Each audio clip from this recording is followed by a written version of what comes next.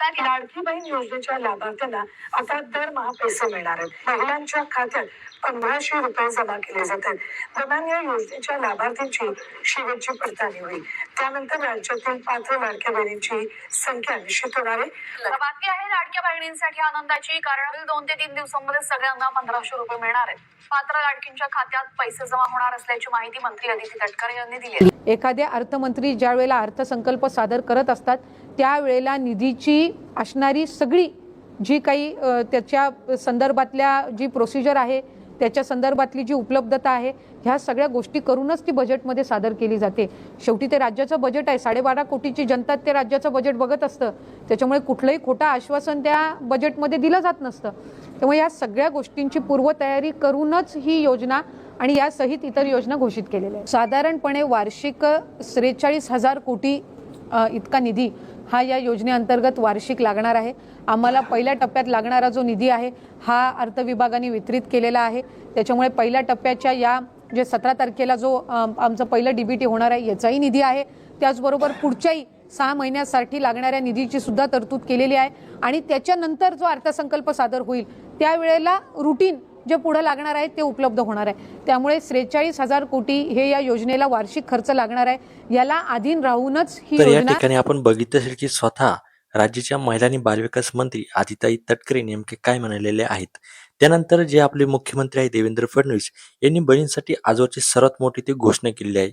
Budget सादर करताना ते नेमके काय म्हणाले आहे, त्यांनी मोठी खुशखबर इथे दिलेली आहे. ती नेमके काय म्हणाले ते आपण या व्हिडिओच्या माध्यमातून इथे बघणार आहोत. आणि त्यानंतर मार्च प्लस एप्रिलचा हप्ता हा आपल्या अकाउंटवर जमा होऊ शकतो का, 2 हप्ते आपल्या अकाउंटवर येणार का, ते सुद्धा आपण या ठिकाणी बघणार आहोत. व्हिडिओ खूप इम्पॉर्टंट असणार आहे.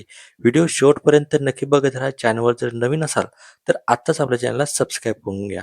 बघा, ते म्हणाले 8 मार्च रोजी जागतिक महिला दिनानिमित्त राज्यातील सर्व लाडक्या बहिणींना शुभेच्छा देतो. मुख्यमंत्री लाडकी बहीण ही योजना अशी सुरू राहणार आहे. तसेच या योजनेकरता आवश्यक किती भरीव तरतूद करण्यात आलेली आहे. काळजी करू नका, तुमच्या मनातील एक एक गोष्ट आम्ही पूर्ण करतोय, आम्हीच करणार. फक्त तुम्ही कोर्टात जाऊ नका, योजनेच्या विरोधात फक्त कोर्टात जाऊ नका, असे मुख्यमंत्री देवेंद्र फडणवीस यांनी अर्थसंकल्प सादर करताना ते म्हटलेले आहेत. आता जो आपला मार्च आणि एप्रिलचा हप्ता, हा हप्ता आपल्याला सोबत भेटू शकतो का, तर बघा लाडक्या बहिणींनो, आपल्याला माहितीच आहे की मार्चचा जो हप्ता आहे हा ऑलरेडी लेट झालेला आहे. कारण की आता एप्रिलचा महिना सुरू झालेला आहे आणि त्यामुळे एप्रिलचा हप्ता सुद्धा इथे लेटच होत चाललेला आहे. त्यामुळे असं होऊ शकतं की दोन्ही हप्ते जे आहे ना ते इथे आपल्याला सोबत भेटू शकतात. परंतु जर आपण मागील 2 ते 3 हप्ते बघितले तर हे हप्ते आपल्याला फेब्रुवारीचा हप्ता मार्चमध्ये भेटलेला आहे आणि जानेवारीचा हप्ता आपल्याला फेब्रुवारीमध्ये भेटलेला आहे. त्यामुळे असं होऊ शकतं की सेपरेट सुद्धा आपल्याला जे हप्ता आहे ना तो इथे भेटू शकतो. म्हणजे मार्चचा हप्ता आपल्याला आधी भेटू शकतो.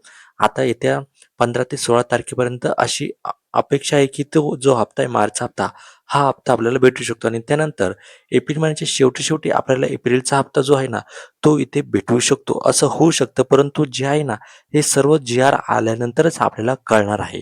तरी तुम्हाला काय वाटतं, 2 हप्ते जे आहे ना तो सोबत आपल्याला भेटावे की जेणेकरून लाडकी बहिणींना याची खूप मोठी मदत होईल, ते कमेंट करून नक्की सांगा. चॅनलवर जर नवीन असेल तर आत्ताच सबस्क्राईब करून घ्या आणि हा व्हिडिओ जास्तीत जास्त लाडक्या बहिणीपर्यंत शेअर करा. धन्यवाद. जय महाराष्ट्र.